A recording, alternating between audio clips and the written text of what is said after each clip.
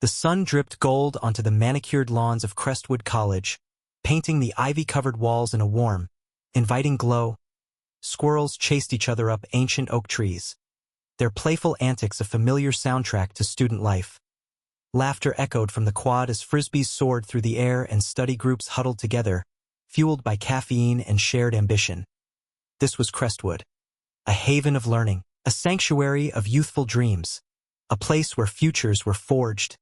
Sarah Jenkins, Jr. with a smile that could melt glaciers and a mind sharper than any scalpel, epitomized the Crestwood ideal.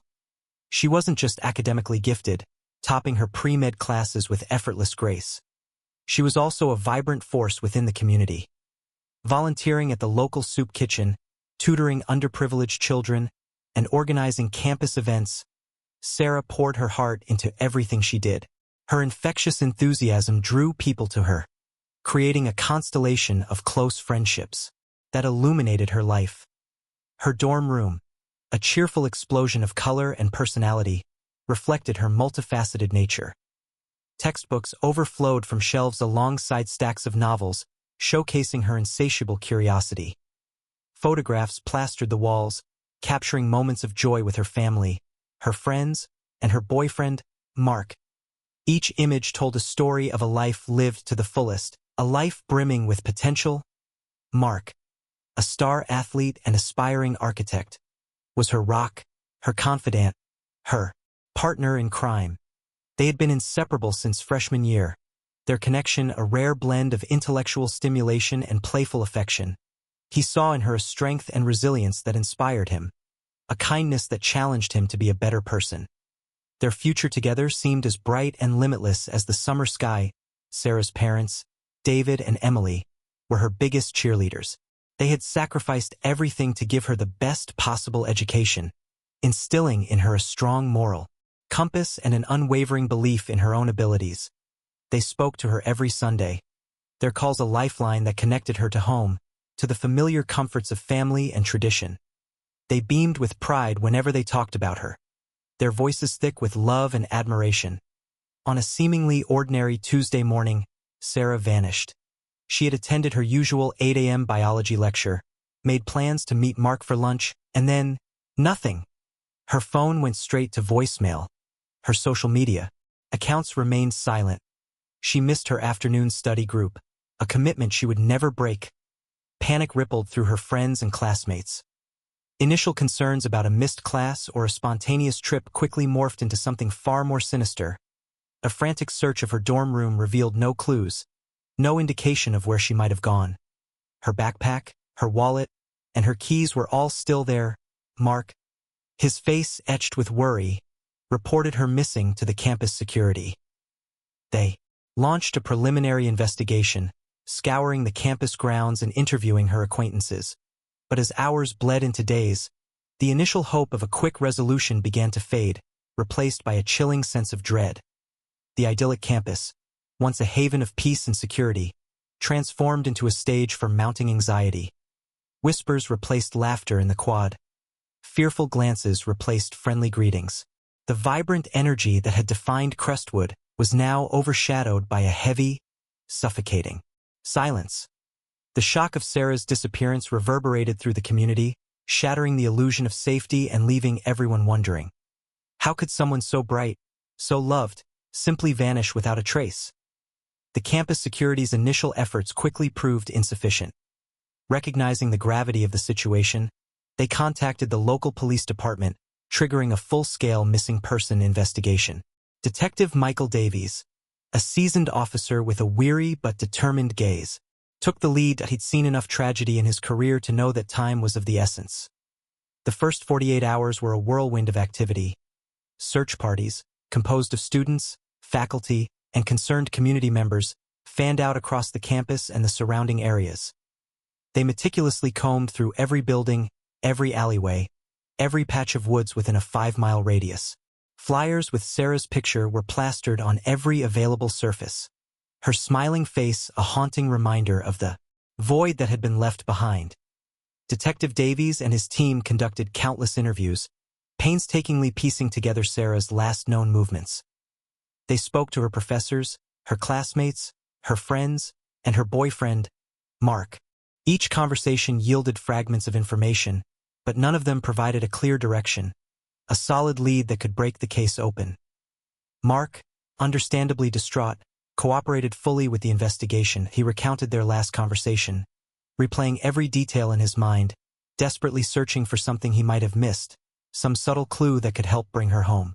But all he could offer was the agonizing repetition of her plans for lunch, a promise that would never be fulfilled. That as the days turned into a week, the investigation began to stall. The initial flurry of activity subsided, replaced by a growing sense of frustration. The search parties dwindled in size. The interviews yielded diminishing returns. The leads, once promising, dissolved into dead ends. Detective Davies, despite his best efforts, found himself facing a wall of silence. There were no witnesses, no suspects, no concrete evidence to point them in the right direction. The case was turning cold, and the pressure was mounting. Meanwhile, Sarah's parents, David and Emily, were living a nightmare. They had driven to Crestwood immediately after receiving the news, their faces etched with worry and disbelief. They spent their days at the police station, anxiously awaiting updates, clinging to the hope that their daughter would be found safe. The detectives tried to shield them from the harsh realities of the investigation, but they couldn't hide the growing sense of despair. David, a man of quiet strength, paced the waiting room, his hands clasped tightly behind his back. Emily, her eyes red and swollen, sat silently, clutching a photograph of Sarah as a little girl. Every phone call, every knock on the door sent a jolt of fear through their bodies. They knew that each passing hour diminished the chances of a happy ending. The uncertainty was agonizing, a constant torment that threatened to consume them. The local community, initially united in their determination to find Sarah, began to lose hope. The anxiety that had gripped the campus morphed into a quiet resignation. The flyers with Sarah's picture faded in the sun, their message growing fainter with each passing day. Rumors spread like wildfire, fueling the fear and paranoia. Some whispered about a secret admirer, a stalker who had been watching Sarah from afar. Others speculated about a possible abduction, a random act of violence that had shattered the peace of their town. Detective Davies dismissed the rumors as unfounded, but he couldn't ignore the growing sense of unease. He knew that time was running out, and that if they didn't find Sarah soon, the chances of bringing her home alive would diminish with each passing day. The weight of the case pressed down on him, a heavy burden that he carried on his shoulders. He just needed a break, a new angle, anything to reignite the investigation before it was too late. But the silence was deafening. We appear to be repeating ourselves and have already completed this key point. Shall we move on to key point 4? Crestwood was a town steeped in quiet desperation when Stratton arrived. The rain, a persistent drizzle that mirrored the community's mood, slicked the streets and blurred the edges of the fading missing person posters. He entered the town unnoticed, a shadow amongst shadows, driving a nondescript sedan he'd acquired several states away, another layer of anonymity carefully constructed. His first act was observation. He spent hours parked across from the police station, a silent sentinel watching the ebb and flow of activity. He noted the weary faces of the officers, the slumped shoulders, the air of defeat that clung to them like the dampness in the air. He saw the endless paperwork, the endless meetings, the endless frustration. He visited the campus, blending in with the students, observing their interactions, their conversations. He listened to the whispers, the rumors, the theories. He saw the fear in their eyes, the lingering sense of unease that permeated the atmosphere. He quickly identified the shortcomings of the police investigation. Detective Davies was a good man. Stratton could see that, but he was hampered by protocol, by procedure, by the limitations of his resources. The investigation was reactive, not proactive. They were waiting for leads to come to them, rather than actively seeking them out. The bureaucratic red tape was stifling. Search warrants took too long to obtain. Surveillance was limited by budget constraints. The officers were spread thin, juggling multiple cases, unable to devote the necessary time and attention to Sarah's disappearance. More critically, they lacked specialized skills. No one on the force had experience in tracking, interrogation, or covert operations. They were relying on conventional methods, which had clearly failed to produce results. Stratton also sensed a growing sense of resignation within the department. The initial urgency had faded, replaced by a weary acceptance that Sarah might never be found. The officers were going through the motions, ticking boxes, but their hearts weren't in it. He watched Detective Davies leave the station late one night, his face etched with exhaustion. The detective paused by his car, staring up at the sky, a silent prayer on his lips. Stratton saw the flicker of doubt in his eyes, the unspoken fear that he was failing Sarah and her family. That was all Stratton needed to see. He knew that if he was going to find Sarah, he couldn't rely on the authorities. He had to take matters into his own hands, to use his unique skills and experience to cut through the red tape and uncover the truth. He spent the next few days gathering information, piecing together a profile of Sarah, identifying potential leads that the police had overlooked. He spoke to her friends, her classmates, her professors, subtly probing for information, carefully concealing his true identity and purpose. He learned about Sarah's online activities, her social media presence, her email correspondence. He discovered a few inconsistencies, a few unanswered questions that piqued his interest. He found traces of a secret online persona, a hidden side of Sarah that she had kept hidden from everyone, even those closest to her.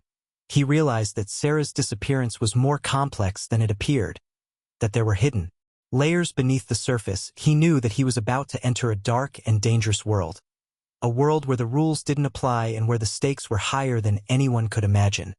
And he was ready. Stratton's investigation began where the police investigation ended. With the uncomfortable questions, the unspoken anxieties, the hidden corners of Sarah's life that no one seemed willing to acknowledge.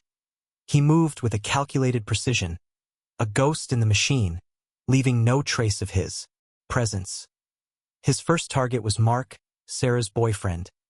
While the police had seemingly cleared him, Stratton saw something in his demeanor, a subtle tension, a carefully constructed facade of grief that didn't quite ring true. He began shadowing Mark, observing his movements, his interactions with others. He learned that Mark had a gambling problem, a habit he'd kept hidden from Sarah and her friends. He owed a significant amount of money to some unsavory characters, debts that were rapidly coming due. Stratton used his skills in interrogation to subtly question Mark's friends, classmates, and even his professors. He didn't directly accuse him of anything, but he asked leading questions, probing for inconsistencies in his story, trying to gauge their reactions. He discovered that Mark and Sarah had been arguing frequently in the weeks leading up to her disappearance, disagreements fueled by his financial troubles and her growing suspicion of his activities. He then turned his attention to Sarah's social circle, infiltrating their gatherings, observing their dynamics. He learned about rivalries, jealousies, and hidden resentments. He discovered that Sarah had been the target of online harassment, a campaign of cyberbullying orchestrated by a jealous classmate who felt threatened by her academic success. He used his tracking skills to retrace Sarah's last known movements, meticulously examining the route she took to her biology lecture on the morning of her disappearance. He found a discarded cigarette but near the path, a brand that Sarah didn't smoke. He collected it as evidence, knowing that it could potentially provide a crucial clue. He delved into Sarah's online world, hacking into her email account, her social media profiles, and her encrypted messaging apps. He uncovered a secret online identity, a persona she used to explore her more rebellious side. He found evidence of her communicating with a group of activists who were involved in environmental protests and anti-corporate campaigns. He discovered that Sarah had been planning to expose a local company that was illegally dumping toxic waste into the nearby river, a company with powerful connections and a reputation for ruthlessness. He realized that Sarah had stumbled upon something dangerous, something that could have put her life at risk. Stratton knew that he was getting closer to the truth, that he was unraveling a web of secrets and lies that someone was desperately trying to keep hidden. He also knew that he was walking a dangerous path, that he was attracting attention from forces he didn't fully understand. He started receiving anonymous threats, cryptic messages warning him to back off, to leave the investigation alone. He ignored them, pushing forward with relentless determination. He wouldn't be intimidated. He wouldn't be deterred. He would find Sarah, no matter the cost. He used his skills in infiltration to gain access to the offices of the company that Sarah had been investigating. He bypassed security systems, disabled surveillance cameras, and moved through the building undetected. He downloaded confidential files, Gathering evidence of their illegal activities, he discovered a connection between the company and a local organized crime syndicate, a group with a long history of violence and corruption. He realized that Sarah had inadvertently crossed paths with some very dangerous people who were capable of anything. He knew that he was running out of time. Sarah's life was in imminent danger. The connection between the corrupt company, TerraCorp, and the local crime syndicate, the Blackwood Crew, was the thread Stratton needed. But it was a cryptic message, buried deep within the encrypted files on Sarah's laptop, that truly illuminated the path forward. The message, disguised as a system error log, contained a series of seemingly random numbers and letters: 34.22N, 84.17W. Nightingale sings at dusk. The coordinates pointed to a remote location in the Appalachian foothills, several miles outside of Crestwood. Nightingale sings at dusk was clearly a code, a prearranged signal. Stratton suspected it was a rendezvous point, a place where Sarah had planned to meet someone connected to her investigation of TerraCorp. He also uncovered a crucial piece of information from a shy, unassuming classmate of Sarah's named Emily. Emily, initially hesitant to speak, revealed that she had witnessed a suspicious encounter a few days before Sarah's disappearance. She had seen Sarah arguing with a man in a dark sedan, near the campus library. Emily couldn't hear what they were saying, but she remembered the man's face. A hulking figure with a scar across his left cheek, a man who looked like he belonged in a biker gang. Stratton cross-referenced Emily's description with known members of the Blackwood Crew. He found a match. A notorious enforcer named Razor Callahan, a man with a reputation for violence and intimidation. Razor Callahan was known to be TerraCorp's muscle, the one they called upon to handle their dirty work. The pieces were falling into place. Sarah had discovered TerraCorp's illegal activities, she had made contact with someone who could help her expose them, and she had angered the Blackwood Crew. Razor Callahan was likely the one who had confronted her, and he was likely responsible for her disappearance. Stratton knew that he had to act quickly. Sarah was likely being held somewhere in the Appalachian foothills, and her time was running out. He prepared for his most dangerous mission yet, a descent into the heart of darkness, where he would face off against ruthless criminals who had nothing to lose. He armed himself with his signature weapons: a Glock 17, a combat knife, and a silenced sniper rifle. He packed his tactical gear, including a night vision scope, a GPS tracker, and a first aid kit. He studied the maps of the Appalachian foothills, identifying potential routes, escape points, and ambush locations. He knew that he was walking into a trap, that the Blackwood Crew would be waiting for him. But he was prepared to face them, to fight them, to kill them if necessary. He wouldn't rest until he had rescued Sarah and brought her captors to justice. Before leaving, he paid a visit to Detective Davies. He couldn't reveal his true identity or his full plan, but he provided him with a cryptic clue: the coordinates he had found on Sarah's laptop. He told Davies that if he wanted to find Sarah, he should follow the Nightingale. Davies, initially skeptical, saw the intensity in Stratton's eyes, the unwavering determination that radiated from him. He knew that Stratton was onto something, that he was the only one who had a chance of finding Sarah. He promised to investigate the coordinates, to do everything in his power to help bring her home. Stratton left Crestwood under the cover of darkness, disappearing into the Appalachian foothills like a ghost. He was alone, outnumbered, and outgunned. But he was also a force to be reckoned with, a one-man army with a mission to save the innocent and punish the wicked. The silence of the hills was about to be shattered.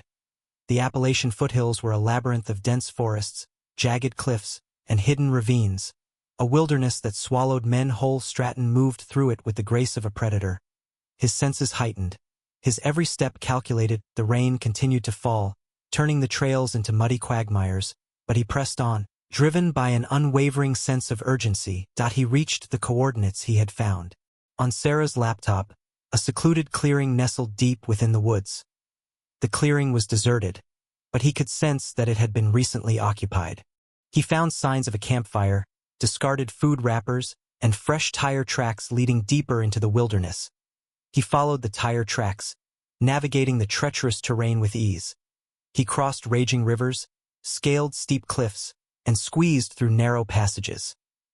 The physical challenges tested his endurance. But he refused to yield. He knew that Sarah's life depended on him. As he ventured deeper into the wilderness, he began to encounter signs of the Blackwood crew's presence. He found discarded beer cans, cigarette butts, and graffiti sprayed on rocks. He also discovered booby traps, tripwires connected to explosives, hidden pits filled with sharpened stakes, and snares designed to capture unsuspecting intruders.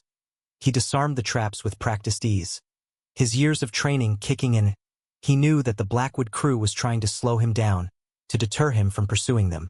But he wouldn't be deterred. He was a force of nature, and he wouldn't be stopped. He eventually came across a hidden encampment, a cluster of makeshift shacks and tents concealed beneath the dense canopy of trees. The encampment was heavily guarded, with armed men patrolling the perimeter. Stratton observed the encampment from a distance, studying their movements, identifying their weaknesses. He saw Razor Callahan, the enforcer who had confronted Sarah near the campus library. Callahan was a hulking figure with a menacing presence, a man who radiated violence. He was clearly in charge of the encampment, barking orders at the other men. Stratton also saw Sarah. She was being held captive in one of the shacks, her hands tied behind her back, her face bruised and bloodied. He felt a surge of rage, a burning desire to kill everyone who had harmed her. He knew that he couldn't rush in blindly. He had to plan his attack carefully, to minimize the risk to Sarah's life. He spent hours studying the encampment, identifying the guard positions, the escape routes, and the potential hazards. He waited until nightfall, when the darkness would provide him with cover. He donned his night vision scope and moved silently towards the encampment. A shadow in the night, he eliminated the perimeter guards one by one, using his combat knife to silence them without alerting the others. He reached the shack where Sarah was being held captive. He peered through the window, assessing the situation. There were 2 guards inside, armed with rifles. He knew that he had to act quickly, before they could harm Sarah. He took a deep breath and prepared to unleash his fury. He burst through the door of the shack, a whirlwind of controlled violence. The 2 guards inside barely had time to react before Stratton was upon them. The first guard lunged for his rifle, but Stratton disarmed him with a swift kick to the wrist, sending the weapon clattering to the floor. He then grabbed the guard by the throat, slamming him against the wall with bone-jarring force. The guard's eyes widened in terror as Stratton tightened his grip, cutting off his air supply. He slumped to the floor, unconscious. The second guard, realizing the danger, drew his knife and charged at Stratton. Stratton sidestepped the attack with ease, grabbing the guard's arm and twisting it behind his back. He applied pressure to the pressure points, forcing the guard to drop his knife and cry out in pain. He then delivered a swift blow to the back of the guard's head, knocking him unconscious. He quickly untied Sarah, checking her for injuries. She was bruised and shaken, but alive. "We need to go," he whispered, his voice barely audible above the sound of the rain. "They'll be coming." He led Sarah out of the shack and into the darkness. They moved silently through the encampment, avoiding the remaining guards. As they reached the edge of the clearing, they were ambushed. Razor Callahan and several of his men emerged from the shadows, their weapons drawn. "Going somewhere?" Callahan sneered, his scarred face contorted in a menacing grin. "I can't let you do that." Stratton shoved Sarah behind him, shielding her from the gunfire. He drew his Glock 17 and returned fire, his shots precise and deadly. Several of Callahan's men fell to the ground, wounded or dead. A fierce firefight erupted, the silence of the night shattered by the sound of gunfire and explosions. Stratton used his tactical skills to his advantage, taking cover behind trees and rocks, moving quickly and unpredictably. He was outnumbered, but he was also more skilled, more disciplined, and more determined. He managed to subdue several more of Callahan's men, using a combination of gunplay and hand-to-hand combat. He disarmed them, incapacitated them, and left them writhing on the ground. He finally faced off against Razor Callahan, the man responsible for Sarah's abduction. Callahan was a formidable opponent, a skilled fighter with a ruthless streak. They exchanged blows, their bodies slamming against each other with brutal force. Stratton used his superior training to gain the upper hand. He dodged Callahan's attacks, countered his moves, and delivered a series of devastating blows. He broke Callahan's nose, dislocated his shoulder, and left him gasping for air. "Where is she?" Stratton demanded, his voice cold and menacing. "Who ordered you to take her?" Callahan, despite his injuries, refused to talk. He spat in Stratton's face and snarled, "I'll never tell you anything." Stratton grabbed Callahan by the throat and slammed him against a tree. He tightened his grip, cutting off his air supply. Callahan's face turned blue. His eyes bulged out of their sockets. "Tell me," Stratton roared, his voice filled with rage, "or I'll kill you." Callahan, fearing for his life, finally relented. He gasped out the name of the man who had ordered Sarah's abduction. Victor Sinclair, the CEO of TerraCorp. Sinclair had wanted to silence Sarah, to prevent her from exposing his company's illegal activities. Stratton released Callahan, leaving him lying on the ground, gasping for air. He turned to Sarah, his face filled with concern. "Are you all right?" "I'm okay," she said, her voice trembling. "Let's get out of here." Victor Sinclair, the CEO of TerraCorp, wasn't a mere employer of kidnappers. He was the architect of Sarah's nightmare. Callahan's confession painted a chilling picture. Sinclair was a ruthless man, accustomed to getting his way, and Sarah, in her pursuit of justice, had become an inconvenient obstacle. The order to abduct her was a cold, calculated business decision designed to protect his company and his reputation. However, Stratton suspected there was more to it than just corporate self-preservation. Sinclair's obsessive desire to control the narrative surrounding TerraCorp hinted at a deeper, more personal motive. He decided to delve into Sinclair's past, seeking to understand the man behind the ruthless facade. Using his infiltration skills, Stratton gained access to TerraCorp's headquarters, bypassing security measures with ease. He navigated the sterile corridors, a ghost in the machine, searching for any clue that could shed light on Sinclair's motives. He discovered a hidden archive, a secret room filled with files, documents, and photographs related to TerraCorp's past activities. He meticulously examined the contents, piecing together a story of corruption, greed, and environmental destruction. He found evidence that Sinclair had inherited TerraCorp from his father, a man who had built the company on a foundation of shady deals and illegal practices. Sinclair had continued his father's legacy, expanding TerraCorp's reach and increasing its profits, regardless of the environmental and social consequences. But the most disturbing discovery was a series of personal files related to Sarah's family. Stratton learned that Sinclair's father had been involved in a land dispute with Sarah's grandfather many years ago. The dispute had turned bitter, leading to a series of legal battles and personal attacks. Sarah's grandfather had ultimately lost the battle, forced to sell his land to Sinclair's father. The loss had devastated him, contributing to his early death. Sarah's mother, Stratton's sister, had never forgiven the Sinclairs for what they had done to her family. Stratton realized that Sinclair's obsession with Sarah was rooted in this old family feud. He saw Sarah as a symbol of his father's enemies, a reminder of the past that he was trying to bury. His decision to abduct her was not just about protecting his company. It was about settling an old score, about punishing Sarah for the sins of her grandfather. Sinclair was more than just a ruthless CEO. He was a man driven by vengeance, a man consumed by a desire to control and dominate. He was a dangerous and unpredictable enemy. Stratton knew that he had to stop Sinclair before he could harm Sarah any further. He had to bring him to justice, to make him pay for his crimes.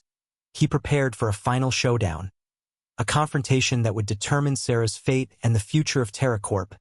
He contacted Detective Davies, providing him with the evidence he had gathered. He told Davies about Sinclair's motives, about the old family feud, about the illegal activities that TerraCorp was trying to conceal. Davies, initially stunned by the revelations, vowed to take action.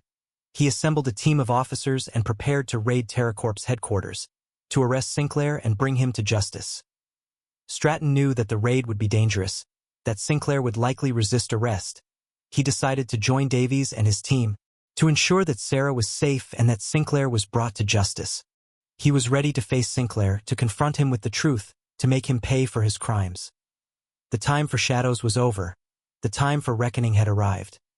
The raid on TerraCorp headquarters was a carefully orchestrated operation, but Sinclair was prepared. He had anticipated Davies' arrival and transformed the building into a fortress, hiring a private security force composed of hardened mercenaries. When Davies and his team stormed the building, they were met with a hail of gunfire. Stratton, moving like a phantom, led the charge. Clearing rooms with ruthless efficiency, he neutralized the mercenaries, using his combat skills to disarm and incapacitate them. Davies and his officers followed close behind, securing the building floor by floor. As they reached Sinclair's office on the top floor, they encountered heavy resistance. Sinclair's personal bodyguards, heavily armed and fiercely loyal, were determined to protect their boss. A fierce firefight erupted. The sterile office transformed into a war zone. Stratton breached the office door, taking cover behind an overturned desk. He exchanged gunfire with Sinclair's bodyguards, his shots precise and deadly. He eliminated 2 of them, leaving only Sinclair and his most trusted bodyguard, a towering figure named Kruger. Kruger charged at Stratton. Wielding a combat knife, he was a formidable opponent, a skilled fighter with a brutal fighting style. Stratton dodged Kruger's attacks, countering his moves with lightning speed. They engaged in a brutal hand-to-hand combat, their bodies slamming against the walls, their movements a blur of violence. Sinclair watched the fight unfold, his face a mask of cold fury. He knew that his empire was crumbling, that his carefully constructed world was about to be shattered. He refused to surrender. Stratton managed to disarm Kruger, knocking the knife from his hand. He then delivered a series of devastating blows, breaking Kruger's ribs, dislocating his shoulder, and leaving him gasping for air. Kruger collapsed to the floor, defeated. Sinclair, realizing that he was out of options, grabbed a gun from his desk drawer and pointed it at Stratton. "You can't stop me," he snarled, his voice filled with hatred. "I will not let you destroy everything I've built." Stratton stood his ground, his face expressionless. "It's over, Sinclair," he said, his voice calm and steady. "You're going to pay for what you've done." Sinclair hesitated, his finger trembling on the trigger. He knew that he was facing defeat, but he couldn't bring himself to surrender. He was a man consumed by power, a man who had always gotten his way. He couldn't accept the idea of losing. Suddenly, Sarah appeared in the doorway, her face pale with fear. She had managed to escape from the security guards who were holding her captive. "Don't do it, Mr. Sinclair," she pleaded, her voice trembling. "It's not worth it." Sinclair looked at Sarah, his eyes filled with a mixture of hatred and regret. He saw her as a symbol of his past, a reminder of the family feud that had driven him to madness. He couldn't bring himself to harm her. He lowered the gun, his body slumping in defeat. "It's over," he whispered, his voice barely audible. But then, in a final act of desperation, Sinclair lunged at Sarah, grabbing her and holding the gun to her head. "If I can't have it, no one can," he screamed, his voice filled with rage. Stratton reacted instantly. Diving towards Sinclair, he tackled him to the ground, wresting the gun from his grasp. The gun fired, the bullet narrowly missing Sarah's head. Stratton pinned Sinclair to the floor, his face filled with fury. He unleashed a barrage of blows, his fists connecting with Sinclair's face with brutal force. He beat him senseless until he was no longer a threat. Davies and his officers rushed into the office, securing the scene and taking Sinclair into custody. Stratton stood up, his body bruised and battered, his face covered in sweat and blood. He looked at Sarah, his eyes filled with relief.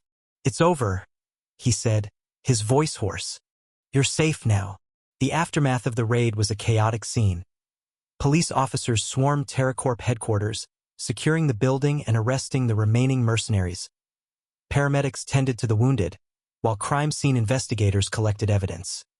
Detective Davies, his face etched with exhaustion but also relief, oversaw the operation. Sarah, still shaken but physically unharmed, was reunited with her parents.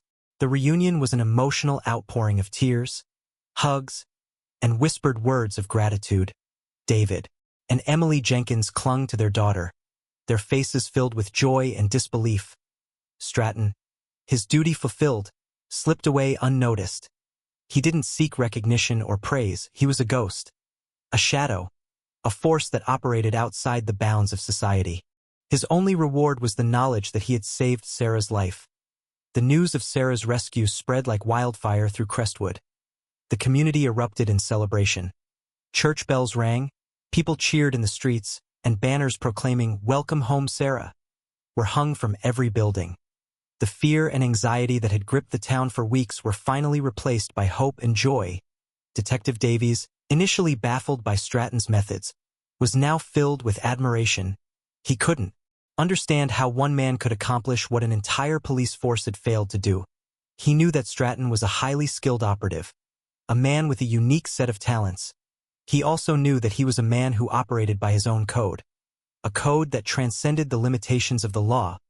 He received a phone call from Stratton, a brief and cryptic message. "She's safe. That's all that matters." Davies thanked him, but Stratton had already hung up and he knew that he would likely never see or hear from him again. The authorities were stunned by Stratton's success. They couldn't explain how he had managed to track down Sarah, infiltrate the Blackwood crew, and rescue her from their clutches. They were also amazed by his ability to uncover the truth about Victor Sinclair and his motives. The evidence that Stratton had provided was irrefutable. Sinclair was charged with kidnapping, conspiracy, and a host of other crimes. He was ultimately convicted and sentenced to life in prison. TerraCorp was investigated by federal authorities and found guilty of numerous environmental violations. The company was forced to pay a hefty fine and implement a comprehensive cleanup plan. Sarah, after a period of recovery, returned to Crestwood College. She was hailed as a hero, a symbol of courage and resilience. She resumed her studies, determined to continue her pursuit of justice. She also became an advocate for environmental protection, dedicating her life to fighting against corporate greed and corruption. She never forgot the man who had saved her life, the mysterious stranger who had appeared out of nowhere and disappeared just as quickly. She knew that she owed him everything. She often wondered about him, about his past, about his motivations. She hoped that one day, she would have the opportunity to thank him in person. But she also knew that he was a man who preferred to remain in the shadows. Guardian angel who watched over her from afar. Sarah's recovery was a long and arduous process. The trauma of her abduction had left deep scars, both physical and emotional. She struggled with nightmares, anxiety, and a lingering sense of vulnerability. But with the support of her family, her friends, and a skilled therapist, she slowly began to heal. She found strength in her newfound purpose, to fight for justice, to protect the environment, and to speak out against corporate greed and corruption. She became a powerful advocate, using her voice to inspire others and to demand accountability from those in power. She often thought about Stratton, the mysterious stranger who had saved her life. She knew that he was a complex and enigmatic figure, a man who had operated outside the law to achieve justice. She wondered if he had ever questioned his methods, if he had ever doubted his actions. She knew that his actions had been controversial, that some people had criticized him for taking the law into his own hands. But she also knew that he had done what was necessary to save her life, that he had acted with courage and conviction in the face of overwhelming odds. Stratton disappeared as quickly as he had arrived, vanishing back into the shadows, leaving behind a legend. Some whispered that he was a ghost, a myth, a figment of their imagination. Others believed that he was a real person, a highly skilled operative who was dedicated to protecting the innocent. Detective Davies never forgot Stratton. He often wondered about his past, about his training, about his motivations. He knew that he had crossed the line, that he had operated outside the bounds of the law. But he also knew that he had done what was right, that he had brought a dangerous criminal to justice. Davies continued his work as a police officer, but he never lost his admiration for Stratton. He often found himself questioning the limitations of the law, wondering if there were times when it was necessary to bend the rules in order to achieve justice. The ambiguity of Stratton's actions raised profound questions about the nature of justice and the lengths one will go to for it. Was it ever justifiable to take the law into one's own hands? Was it ever right to use violence to achieve a noble goal? These were questions that had no easy answers, questions that continued to be debated long after Stratton had disappeared. In the end, Stratton remained an enigma, a symbol of both hope and fear. He was a reminder that there are forces in the world that operate beyond the control of governments and institutions, forces that are capable of both great good and great evil. Sarah, despite her trauma, emerged stronger and more determined than ever. She embraced her role as an advocate for justice, using her platform to inspire others and to fight for a better world. She never forgot the man who had saved her life, the man who had shown her that even in the darkest of times, there is always hope. And somewhere, in the shadows, Stratton continued to watch over her. A silent guardian, a protector of the innocent. He was a force for good, a wrecking ball against the darkness, a legend whispered in the wind. His work was far from over.